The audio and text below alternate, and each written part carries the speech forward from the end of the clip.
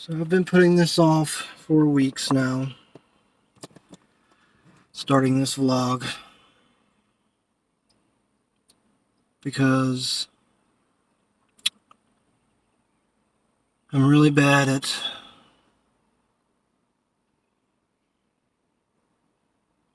getting my thoughts out, but I'm going to try because my endo appointment, my first appointment with the endocrinologist is on March 5th. I'm sorry. It's February 22nd, 2021. It's around 1:30. And like I was saying,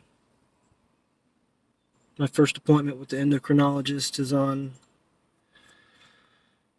March 5th. So that's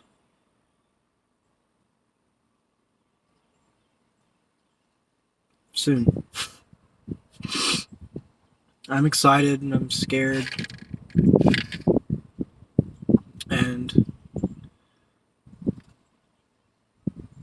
I want to document this process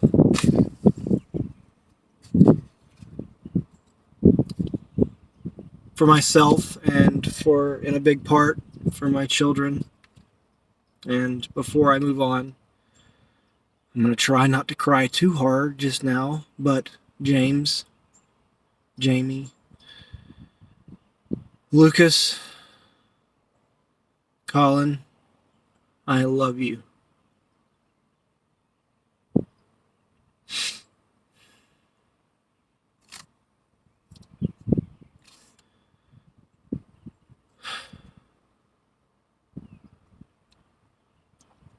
You deserve a better parent than I've been.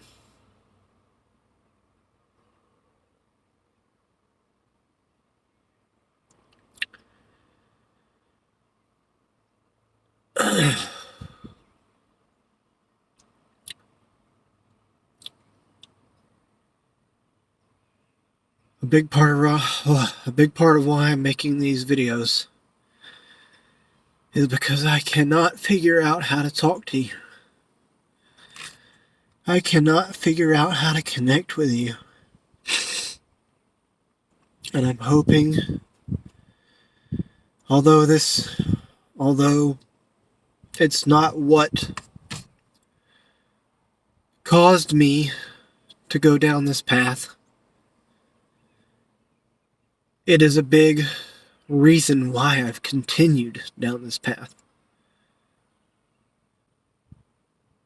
I don't know if it seems like it. I don't know how much you'll remember. I don't know. I don't know how to be a parent. And I hope that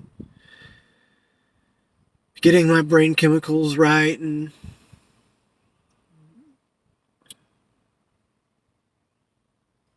being the real me will make this easier. I know it's not going to fix everything.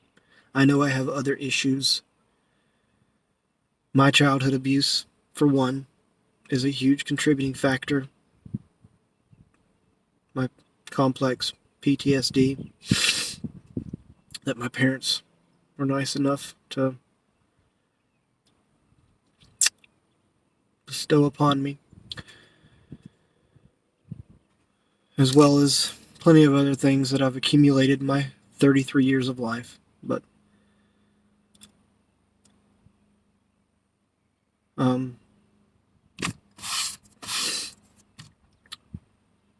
want this to be a record so that you can see that I'm trying something, you know.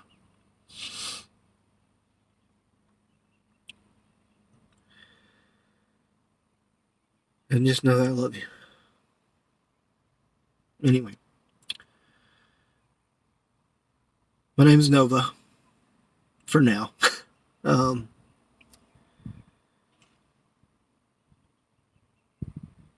not fully out. I'm 33. I turned to 33 last month. I live in Georgia, about 15-20 minutes from the Florida line. I was born here. Um, I grew up here, not in this area. I grew up in Middle Georgia, near Macon, where I was born. Um,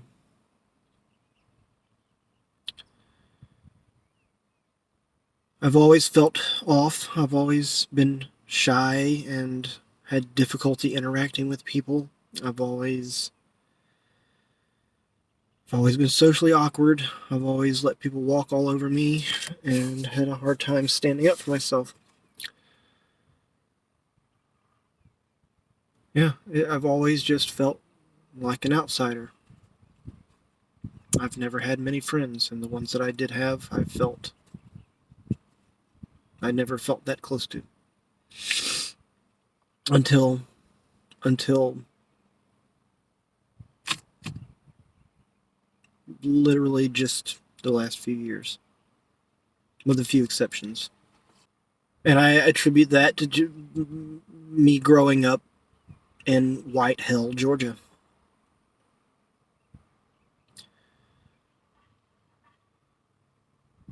I am an atheist and a Satanist. My parents were religious fundamentalists. My dad is a Southern Baptist. Mom was whatever, I don't know what denomination, which they're both just evangelical bigots, racist, homophobic, transphobic, every kind of phobic, Trump supporters, everything that could be wrong. Just awful, awful fucking people. Um, I don't speak to any of my family at this point. Um, I've spoken to a few of them. They still, my mom still contacts me every once in a while to say, hey. I just ignore the messages. I I grew up in the South around nothing but white, heterosexual, Christian people, you know. And I was homeschooled, fucking K through 12. So I just had the most fucking extra normal life, obviously. And I've been miserable my entire life, and I couldn't figure out why. Eventually, I got old enough to start rebelling a little bit, but I was still very indoctrinated Christian. But I was rebelled enough. I rebelled enough to be like, I want out of this house so I can watch. Rebellion to me was I'm gonna watch rated R movies and play video games that I want to play, and get married right away so I can have sex. So I got married. She immediately wanted kids, and I gave in. And that went to shit, of course, because I was a fucking stupid child of 18. And we couldn't afford a kid, so I joined the Army out of desperation. And then I spent the next 10 years in the Army getting traumatized and drinking myself to death. Like, just becoming an alcoholic. Because I was miserable and I couldn't figure out why. And that goes all the way back to my childhood. Like, I just was miserable. It wasn't so bad when I had no responsibility and just could just play video games and ignore everything. But, whenever I would go to work and deal with bullshit and then come home and immediately have to deal with more bullshit, you know, sorry, family, but there was just, my point is, there was no way to just I couldn't just bury my head anymore. You know, I had to deal with responsibilities. I couldn't just shut my brain off and vegetate and play video games. You know, I tried, and it caused loads of marital problems, and that's when I just drank and continued playing video games anyway. And you know, the marriage limped along for 8 years or so and imploded. And I got remarried. That one fell apart almost instantly because I was an alcoholic. And at that point, basically wetting the bed all the time because I was drinking every day, all day. Like, as soon as I got off work, drinking. And I had just gotten back from Afghanistan, which was not a good time.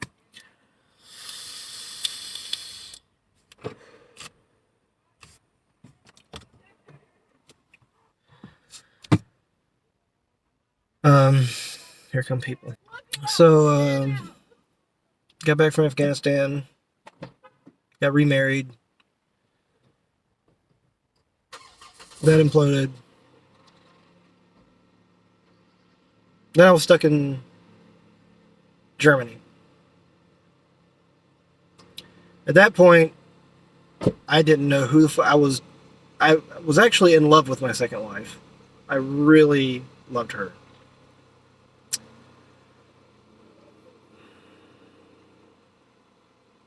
But that crushed me. And I was too still in denial about my problems and the fact that I was drinking all the time to recognize my fault. It hurt. And that's all I could see, you know.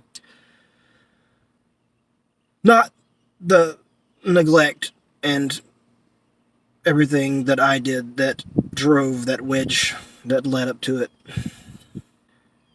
My second marriage ended basically as soon as I got to Germany, which is where I was stationed in the Army, my last duty station before I got out. After 10 long years that consumed all of my 20s and, yeah, just all of my 20s. She flew back, and then we were married for another, I think, basically a full year before it was finalized. But we were done, and then I just continued drinking my ass off to death the entire time I was there, and that was pretty much that. But it was there that I started questioning my sexuality. Like, pretty much as soon as my second marriage ended. Like, she was still there. Because she was there about a month and a half, 2, something like that, after I got there and we got settled into an apartment. Or, like, pretty much she said she was leaving before we even got our own place. We were still in a hotel. And then after that, we were just kind of like, whatever, okay, whatever. And then as soon as that happened, I was like, maybe I'm gay. Worth trying out. And I fooled around with a guy. And was like, nah, I don't know. I'm not really into it. Like, I came, but, you know, I was like, it was awkward. Guess I'm not gay.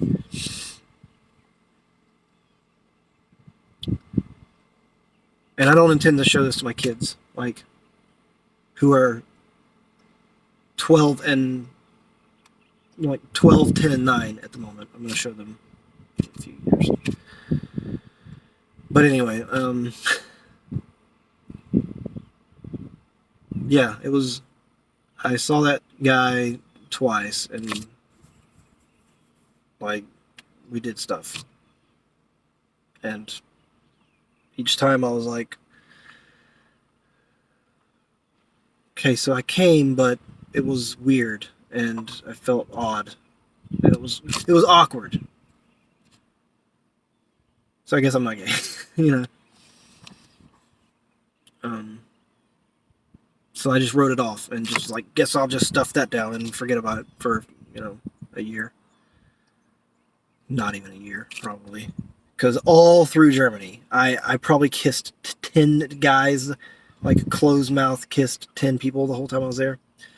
As did jokes and other things. Like, I came really close to just, I was just on the verge the entire time of like, just like,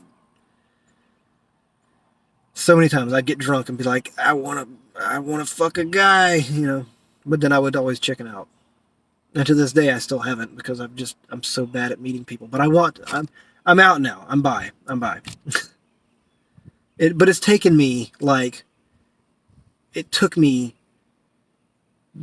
2 or more years to come to that point because of all the internal homophobia or internalized homophobia and religious programming and just self-hatred and preconceived notions and just so much garbage that my parents and society instilled in me. Because like literally with my parents, the way they raised me and the environment they raised me in, that like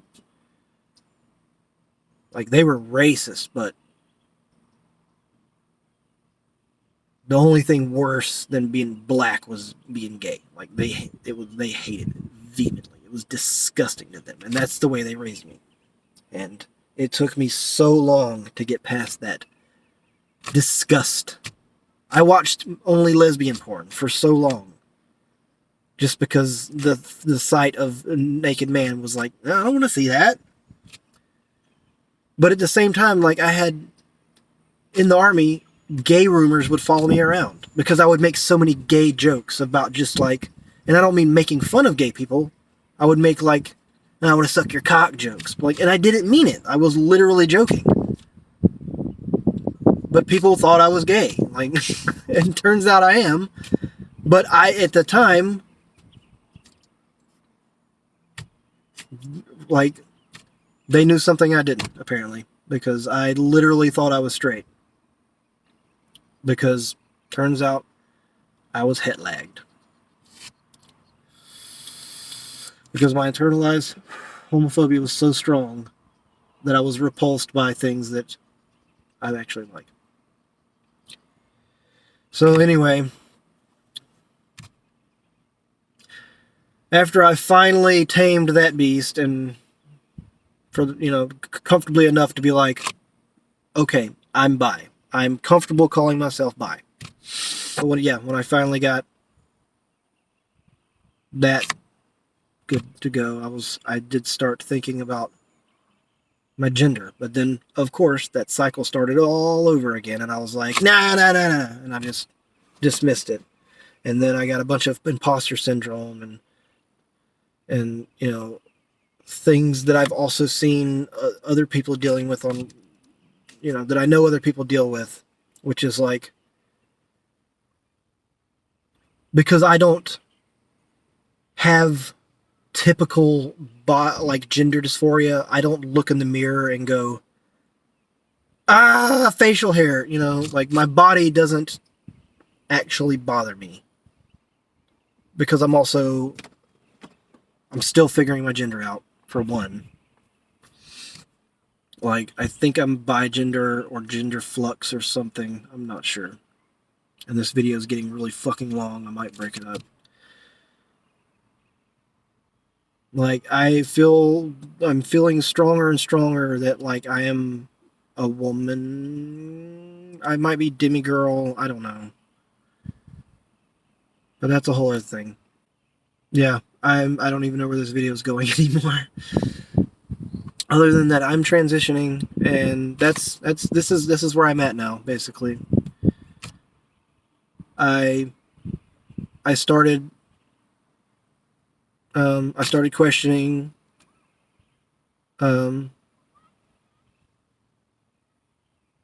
that thought like appeared in my head after I kind of, I don't know, year and a half ago maybe, when I kind of got my orientation on lock. But I was like, nah, it's just attention seeking. I just want to be part of the crowd and shit. So I dismissed it for a year or two. And then, the thought would come back every once in a while, maybe I'm MB. And I'd be like, nah. And then when I moved to Georgia, a good friend of mine, I kind of vented to them, and they gave me the piece of advice that changed my life. They told me to focus on what makes me euphoric, not dysphoric. And I was like, that's solid advice. So since then, from there, I was like, all right, well, we'll try out MB. So I went in and went to like trans tryouts, tried out some names, and like I think before then I had dealt with some family stuff and found out some things and was like, fuck my family, I want nothing to do with them. I hate my name. I've always disliked my name, but like just kind of felt iffy about changing it, but something pushed me over the edge and I was like, fuck that. Fuck family, fuck tradition, fuck bloodlines, fuck all that. I'm changing all my names. I ain't keeping none of it, surname included. So I just set about picking a new name and immediately was like, I want something gender neutral because I'm trying out NB and seeing how that feels. But I want it like feminine leaning. And that's like immediately where I went. I was like, I want it to be kind of feminine. And I was like, why did I go there immediately? And so I just went with MB and it felt good and I like it. And I still do. The reason I said bigender is because I don't know that I fully feel like a woman. There's some space in between. So, but I'm going to keep feeling that out. But eventually, back in December of 2020, I went to visit in Texas to see a good friend, one of my closest friends, and she and I were hanging out, and I put on one of her dresses, and it felt amazing. And that was when I was like, yeah, there's something here. And that got me to thinking a lot. And then I got back and went back to work. And I was like, yeah, HRT might be in my future. And I was already talking to a friend about how they had gotten to the point with the Veterans Administration about getting HRT and seeing if maybe that could be in my future. I don't know. I was really on the fence about it and just thinking like, maybe that's an option in the future. Maybe. I don't know. I'm going to think about it for a while. And then I downloaded Face app and did a gender swap. And I was sitting at work in my little janitor room, because I'm a janitor. And I did the gender swap, and I was like, yeah, it hit me. Yeah, it hit me. And pretty much then I was like, no, I'm doing HRT.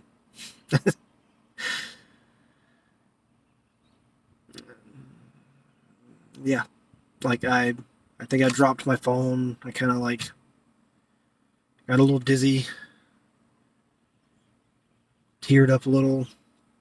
I was like that. I knew like I'm never gonna look like that, but it was it looked enough like me that I was like, ooh, ooh, ooh, yeah. But yeah, it was pretty. It's ramped up. It's went from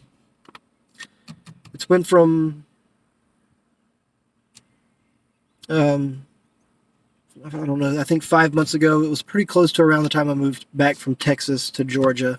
But yeah, no, after pretty much after I did tried on the whole MB thing and liked it, and then was kind of like, yeah, this feels sure. But then in December, I tried on the dress, and it was just full steam ahead. And then, shit, a month ago, roughly, I finally got in contact with the care coordinator in Gainesville, Florida, to see if, you know, HRT was an option for me. That was my intent. And then I expected it to take months. I mean, it kind of still is, but I expected it to take like a lot longer. And then within a couple of weeks, I was already seeing the psychologist, and then that appointment was just here, and then boom, it was already done, and I got the recommendation, and then that was over. And then the only reason I haven't already seen the endocrinologist probably is because I was waiting, because I live in Hicktown and I don't want to get murdered, because I'm planning on moving to Atlanta as soon as I can afford it.